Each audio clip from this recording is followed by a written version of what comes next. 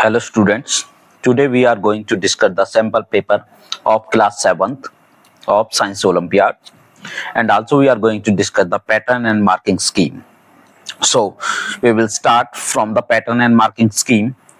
That in this Science Olympiad of class 7th, number of questions will be 10 logical reasoning के आएंगे section 1 में आपके, और second section आपका साइंस रहेगा जिसमें से आपके 35 क्वेश्चंस आएंगे, और थर्ड सेक्शन आपका अचीवर सेक्शन आएगा जिसमें से 5 क्वेश्चंस आएंगे। तो पहला लॉजिकल रीजनिंग, दूसरा साइंस, तीसरा अचीवर सेक्शन।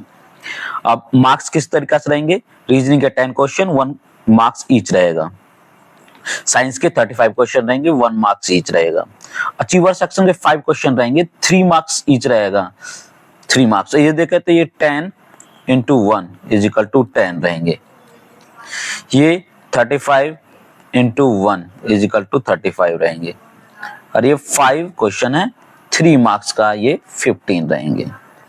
टोटल करें तो कितना आएगा? 35 प्लस 15 50 प्लस 10 60 मार्क्स का आपका टोटल रहने वाला है, और टाइम मिलेगा आपको ये 1 आवर। चलिए अब स्टार्ट करते हैं इसका from question 1, that is from logical reasoning से करते हैं। पहला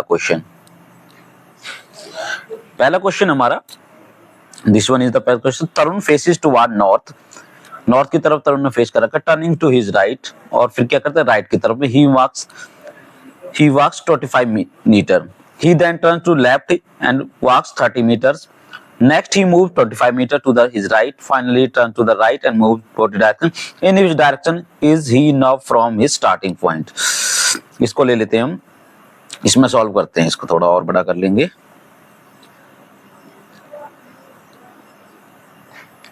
इधर देखते हैं, देखिए क्या कह रहा है? तरुण फेसेस, मान लीजिए हम डायरेक्शन लगाते हैं यहाँ पे, ये हमारा ईस्ट है,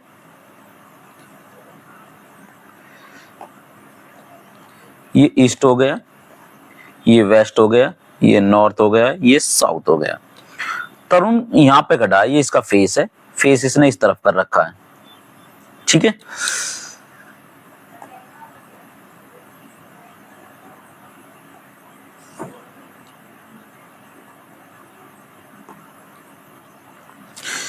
यहाँ पे तरुण खड़ा हुआ, फेस इस तरफ है, तो इसका ये तो हो गया इसका लेफ्ट हैंड, ये होगा इसका राइट।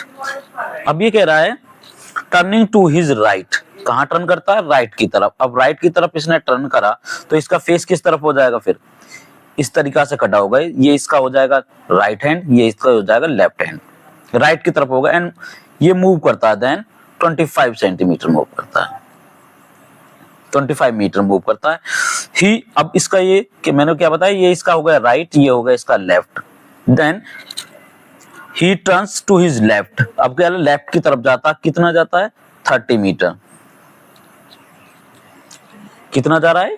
30 मीटर, 30 मीटर जाता है। नेक्स्ट ही, अब इसका देखिए, अब इसका ये वाला पार्ट राइट है, ये लेफ्ट हो गया,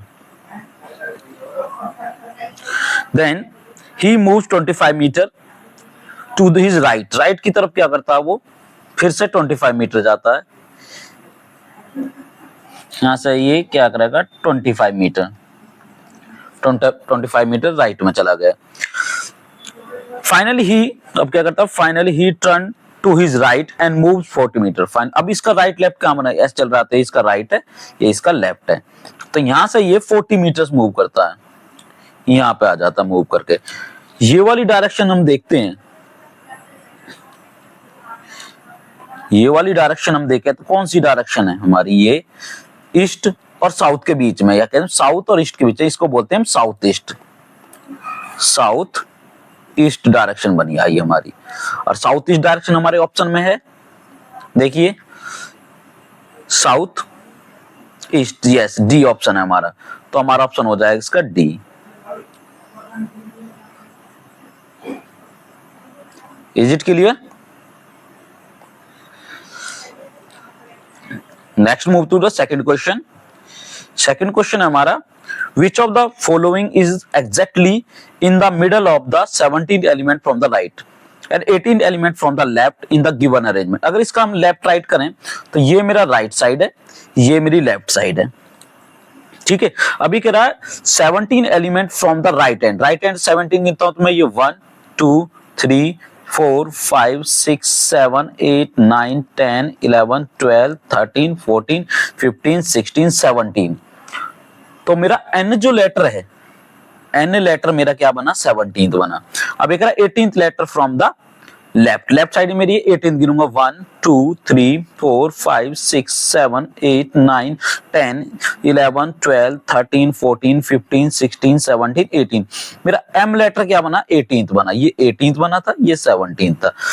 अभी कह रहा है in the middle of the 17th, अगर इनके टोटल काउंट करें, इधर से ये 1, इधर से 1, इधर से 2, इधर से 2, इधर से 3, इधर से 3, तो हमारा मिडल में कौन आ गया, मिडल में आया हमारा ए लेटर।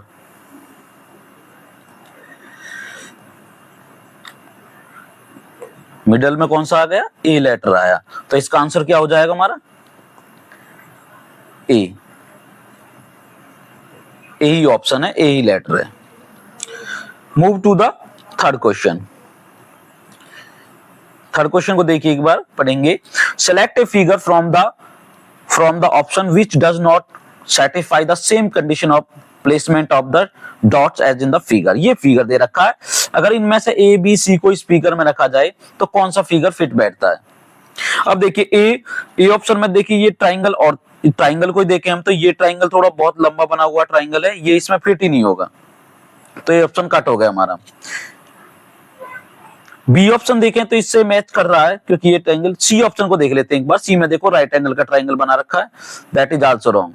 इसमें एक इक्विलेटरल हमारा ट्राइंगल है, जबकि ये ट्राइंगल इक्विलेटरल नहीं है, देखने से लग रहा। तो ये ट्राइंगल अगर इसको हम थोड़ा सा इस तरफ घुमा के लगाएंगे इसको, इस फिगर को, तो ये बिल्कुल एग्जैक्टली इसमें फिट बैठ जाएगा, तो हमारा ऑप्शन हो जाएगा बी,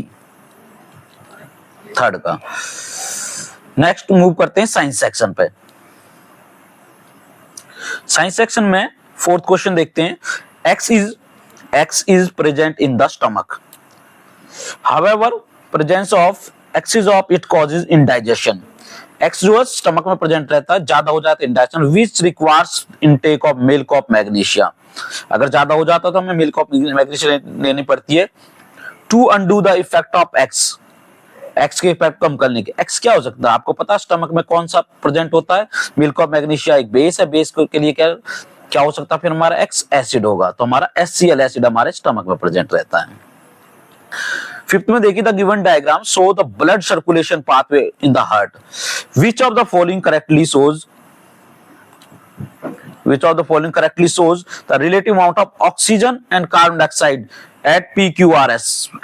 ऑक्सीजन और कार्बन डाइऑक्साइड सप्लाई बतानी है PQRS में। देखिए जो P और Q है, इसमें आपको पता है इसमें CO2 का होता है, यहाँ पे क्या होती है CO2, और जबकि यहाँ पे होती है हमारी O2।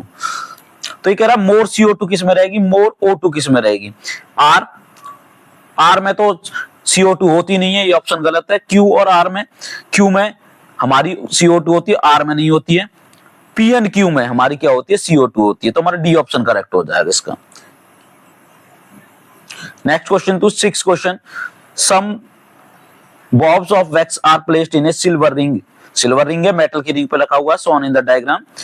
If the ring is heated at x, यहां से रिंग को हीट करना स्टार्ट कर देते हैं, यहां से इस पॉइंट से हीट कर दिया हमने, फायर लगा दिया इसमें, मान लीजिए फायर कर दिया इसको, यहां से हीट कर दिया, heated at x, then choose the correct option regarding the melting of wax। तो कौन कौन से मेल्ट है जो मैक्स कर हीट करेंगे, हीट करने से मेल्ट करेंगे, पिघल जाएगा जो वैक्स मोम। तो ऑप्शन आपको दे रखे हैं इसमें, देखिए ओनली ब्लॉब आर मेल्ट्स, केवल आर मेल्ट करेगा ये कह रहा है। Blob RSQ melt together, RSQ ये तीनों मेल्ट करेंगे। दूसरी स्टेटमेंट कहती है melting of blob occurs in the order of RQ, पहले R ये कह रहा R, फिर Q, फिर S, फिर P। जबकि ये D कह रहा है कि PQRS ब्लॉब मेल्ट टुगेदर। तो हमारा कौन सा ऑप्शन ठीक रहेगा इसका, C ऑप्शन ठीक रहेगा। PQRS S ब्लॉक्स एक साथ मेल्ट नहीं होंगे, पहले यहाँ पे हीट है तो सबसे पहले R होगा क्योंकि R इसके नजदीक है, देन Q इसके नजदीक है तो Q मेल्ट होगा, देन उसके बाद देखते हैं तो S ज्यादा नजदीक है इसके, देखते हैं डिस्टेंस तो S उसके बाद मेल्ट होगा, सबसे लास्ट में जो मेल्ट होगा वो कौन सा होगा, P मेल्ट होगा क्योंकि इसकी डिस्टेंस थोड़ी ज्यादा पड़ रही है, तो हमारा C ऑप्शन हो जाएगा इसका। Next move to the seventh question. Seventh question is Which one of the following is true for all chemical reactions? सभी केमिकल रिएक्शन के लिए इनमें से कौन सी स्टेटमेंट करेक्ट है? First, there is a change in the volume, heat is evolved, chemical bonds are broken और form, there is a change in mass. Change in mass तो होता ही नहीं है, ठीक है, हमारा क्या है केमिकल बॉन्ड्स वाला ठीक है आंसर, क्योंकि सभी केमिकल रिएक्शन में बॉन्ड टूटते हैं, न्यू बॉन्ड फॉर्म होते हैं, तो इसका आंसर हो जाएगा C. Then move to the eighth question. When a person breathe in, what happen to the diaphragm? एक भी कह रहा कि जब एक पर्सन ब्रीथ करता है, ब्रीथ इन कर रहा है इसमें, what happen to the diaphragm and ribs? आपको पता है डायग्राम तो फ्लैट हो जाता है, डायग्राम नहीं, डायफ्राम फ्लैट हो जाता है और रिब्स हमारी मूव्स करती हैं आउटवर्ड एंड अपवर्ड, तो इसका ऑप्शन हो जाएगा हमारा बी, एट्थ का बी। डायफ्राम फ्लैट हो जाता है और रिब्स हमारी मूव्स आउटवर्ड करती हैं एंड अपवर्ड करती हैं। Then moves to the achiever section। कह रहा ए पॉइंट पी पॉइंट यहां पर दे रखा है, P moves toward the concave, ये इस तरफ मूव कर रहा है, इस तरफ मूव करता हुआ दिखा रहा है।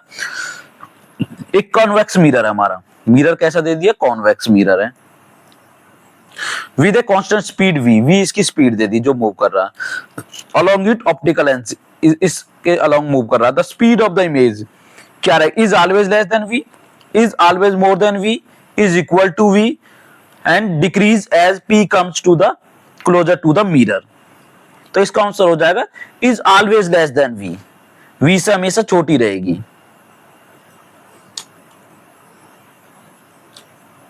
v से हमेशा छोटी रहेगी क्योंकि हमारा कॉन्वेक्स मिरर स्मॉल इमेज बनाता है, कैसी इमेज बनाता है, स्मॉल इमेज, दैट्स व्हाई ये हमेशा is always less than v। Study the 10th question पा जाते हैं। Study the given flow chart and select the option that correctly identified x, y and z। अब देखिए x, y, z को पहचानना है, इसमें से प्लांट है, ये प्लांट है, एक ऐसे प्लांट का नाम जो प्रोपेगेट करता है वेजिटेटिवली बाय रूट्स, इनमें से ब्रायोफाइलम का आपका पता है ये रूट से नहीं करता, ब्रायोफाइलम किससे करता है, बाय लीव्स करता है, ठीक है, और तो ये ऑप्शन तो होगा ही नहीं हमारा, एक्स वाला ए ऑप्शन कैंसिल आउट हो गया। डेलिया हमारा वाई रूट्स, डेलिया रूट से करता है, करेक्ट है, और प्रोपगेट वाई का बताना, जो अब इसमें वाई में ब्रायोफाइलम हो सकता था लेकिन ब्रायोफाइलम किसी में भी नहीं है, तो बिगोनिया नाम का अनदर प्लांट होता है जो लीव्स से कर सकता है, ये करेक्ट है इसमें से।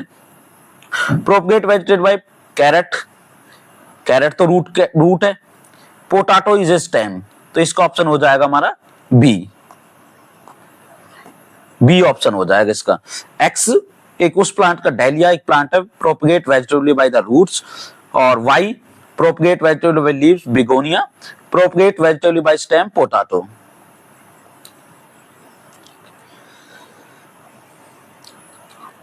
आई थिंक सभी के समझ में आ गया होगा, so please like,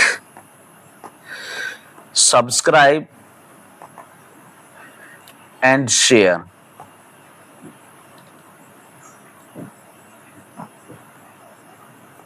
Thank you.